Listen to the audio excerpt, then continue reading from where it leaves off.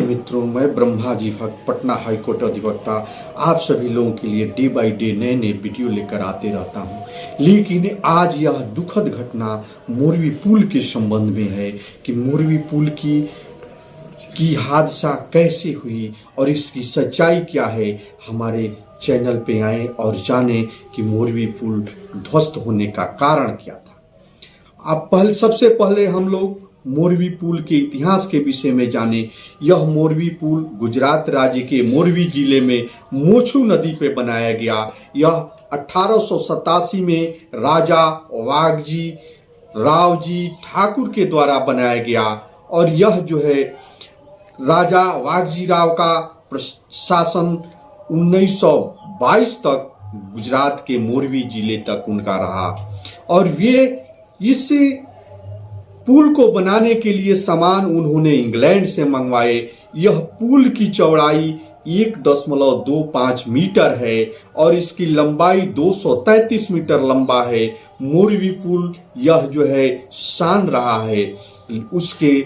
यह जो है मोरवी शहर से और राजमहल से दोनों को जोड़ने का यह काम करता था। यह राजकोट से 164 किलोमीटर दूर है। स्पेशल पुल जो है स्टील के तारों से लटका हुआ यह झूलता हुआ पुल था।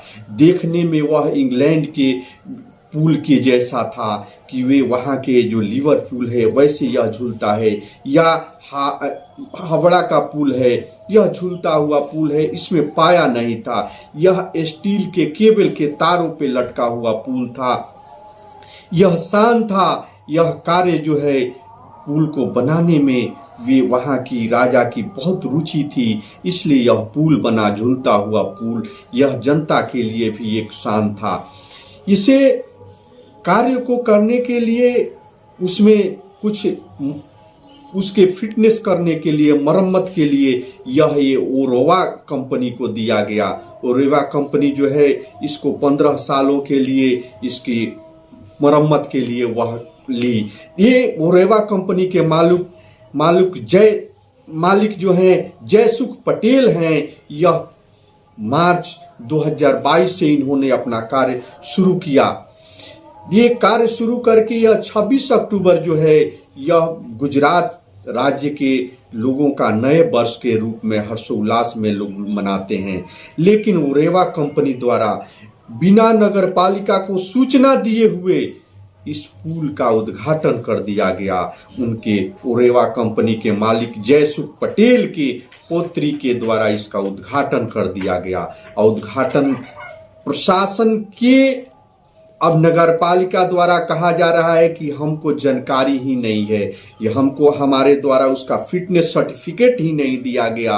और ये ओरोवा कंपनी की लापरवाही कि उसके केबल को ही नहीं बदला गया। यह ओरोवा कंपनी की लापरवाही जनता के मौत के तांडव से शुरू होती है। यह कंपनियों का मेलजोल, प्रशासन का मेलजोल, पुलिस का मेलजोल, यह मौत जो है जनता को झेलनी पड़ती है। ये वहाँ पे प्रशासन कहता है कि हमें जानकारी ही नहीं थी, जबकि ओरोवा कंपनी के द्वारा उसके टिकट काटने की व्यवस्था की गई थी। उस पे जो भी व्यक्ति जाता था, एक बच्चे के लिए 10 रुपया और जो बड़े हैं उनके लिए 15 रुपया रखा गया था। लेकिन बच्चे के लिए उस ओरोवा कंपनी द्वारा लिया जाता था 12 रुपया और बुजुर्ग बड़ों के लिए लिया जाता था 17 रुपया। इसमें भी खेल हो रहा था। ओरोवा कंपनी के जो मालिक हैं जयसुख पटेल, उनके द्वारा एक किताब लिखी गई है समस्या की समाधान। उसमें वह बताते हैं कि भारत में एक बड़ी समस्या है कि यहाँ डिक्टेटरशिप होनी चाहिए, उनकी यहाँ प्रशासन नहीं, यहाँ पे धर्मनिरपेक्ष सरकारें नहीं होनी चाहिए, यहाँ पे लोकतंत्र जो है भारत के लिए खतरा है, यहाँ चुनाव नहीं होना चाहिए। वे कहते हैं कि चीन के जैसी सरकार होनी चाहिए। तो उनको कैसे वे तो अजंता घड़ी बनाने वाले कंपनी के मालिक है, लेकिन उनको इसके ओरोवा कंपनी को दे दिया गया इस पुल के मरम्मत के लिए। यह एक बड़ी खेल है जिसे जनता को समझना पड़ेगा। जिस पुल के केबल को ही नहीं बदला गया और नगर पालिका के द्वारा बिना फिटनेस सर्टिफिकेट दिए हुए उसको पुल को चालू कर दिया गया और 4 दिनों तक चलता रहा वह पुल। उस पे 100 से 50 लोगों का एक बार में उस पे जा सकते थे, जबकि इस कंपनी के द्वारा एक बार में 500, 600, 700, 800 लोगों को उस पे चढ़ने दिया गया। वहां पे क्राउड कंट्रोल के लिए कोई प्रशासन द्वारा कोई व्यवस्था नहीं की गई। क्राउड कंट्रोल के लिए प्रशासन की जिम्मेदारी होती है कि व्यवस्था करे, कंपनी के द्वारा भी कोई व्यवस्था नहीं की गई इतने लोगों को। और कहा जाता है कि लोगों के हिलाने पे, झुलाने पे वह पुल जो है टूट गया। यह प्रशासन की और उस कंपनी की लापरवाही है। इसे लोगों को समझना पड़ेगा। यह जो है एक आर्किटेक्ट हैं दिशु भाई कुकरेजा, वे कहते हैं कि वे आर्किटेक्ट कॉलेज के मैनेजिंग प्रिंसिपल भी हैं। वे कहते हैं कि आंधी तूफान आने पे भी पुल नहीं टूटता है, ऐसे उनमें इसकी बनावट होती है, ऐसी क्वालिटी की उसमें नट बोल्ट होते हैं। इसे नेचुरल डिजास्टर आने पे भी पुल ध्वस्त नहीं होता है। तो कहीं न कहीं कंपनी की बड़ी जिम्मेदारी है, प्रशासन की बड़ी जिम्मेदारी है, ये सारे लोगों की जिम्मेदारी है। इसे हम भूल नहीं सकते हैं, इसे हम इस हादसे के मूल्य को चुका नहीं सकते हैं। जिस हादसे में 135 लोग मारे गए, बच्चे मारे गए, बड़े मारे गए, बुजुर्ग मारे गए, सबके सपने समाप्त हो गए, वे उन लोगों की हादसे के लिए ये सरकार और कंपनी जिम्मेदार है। जबकि प्रशासन द्वारा कुछ कंपनी के कुछ वर्कर्स, कुछ सदस्यों को ही पकड़ लिया गया और उसके बाद न आज तक प्रशासन द्वारा उस कंपनी के मालिक से पूछताछ की गई। यह एक बड़ी जो है भूल है प्रशासन के द्वारा। इस प्रशासन के द्वारा कंपनी के वो यहाँ तक कहा जा रहा है कि इसके इंजीनियर ही नहीं थे इस कंपनी में, पुल के मरम्मत वाले कार्य को देखने के लिए इस कंपनी में इंजीनियर ही नहीं थे। तो ये जनता के समझने के लिए यह कि ठेकों का खेल और प्रशासन का मेल, और यह कब तक चलता रहेगा।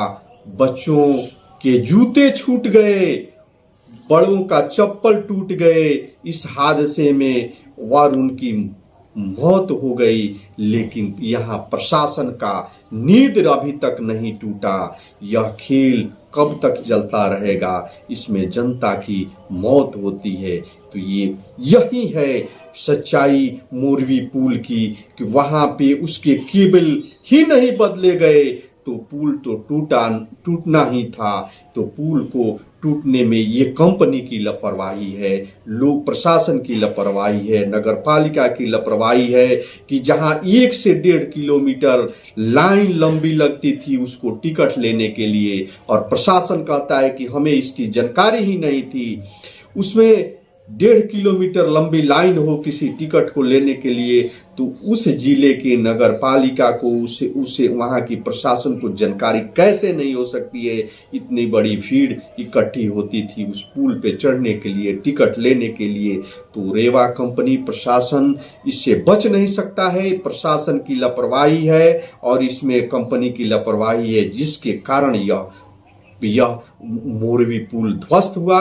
इसलिए आप सभी, हम सभी, पूरी ये दुनिया, ये जो भी मोरवी पुल में ध्वस्त होने से जिन लोगों की मौत हुई, उनके लिए आज हम अपने हृदय की गहराइयों से उन्हें संवेदना, शोक प्रकट करते हैं कि वे जहाँ भी रहें उनकी आत्मा अमर है ही, अमर रहें और उनकी आत्मा को शांति मिले।